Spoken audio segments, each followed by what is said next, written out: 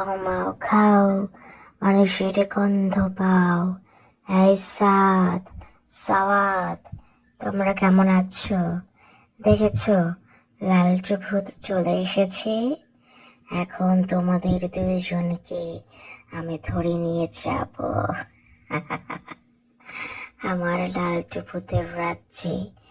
তোমাদের মতো অনেক দুষ্টু বাবু আছে,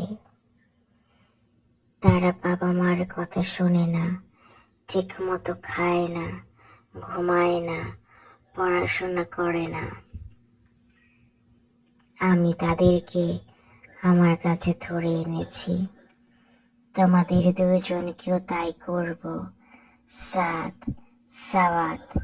কারণ তোমরা দুজন বাবা মার কথা শোনো না, খাও না, ঘুমাও না, সারাদিন পড়াশোনা করতে বললে শুধু কান্না করো, বাইরে যেতে চাও, টিভি দেখতে চাও, সারাদিন গালিগালাজ করো, মারামারি করো। তোমাদের সব কথা আমি শুনতে পেরেছি, সাদ, সাওয়াত। শেষবারের মতো সাবধান করতে আমি এসেছি। তোমরা কি এখনো দুষ্টামি করবে নাকি ভালো হয়ে যাবে বলো তো আমাকে?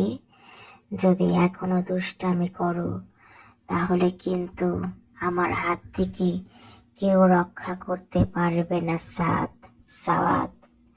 তখন তোমাদের বাবা মারা অনেক মন খারাপ করবে।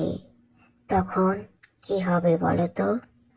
তোমার বাবা মা তো আমার সাথে পারবে না, কারণ আমার অনেক শক্তি। একটাই কথা বলবো, তোমরা যদি আমাকে কথা দাও, তোমরা ভালো হয়ে যাবে, লক্ষ্মীবাবু হয়ে যাবে, তাহলে তোমাদেরকে আমি ছেড়ে দেব, সাদ, সাওয়াত। এখন বলো, তোমরা কি করতে চাও? লক্ষ্মীবাবু হয়ে পড়াশোনা করতে চাও, ঠিক মতো খাওয়া দাওয়া করতে চাও, বাবা মা যেটা বলে সেটা শুনতে চাও?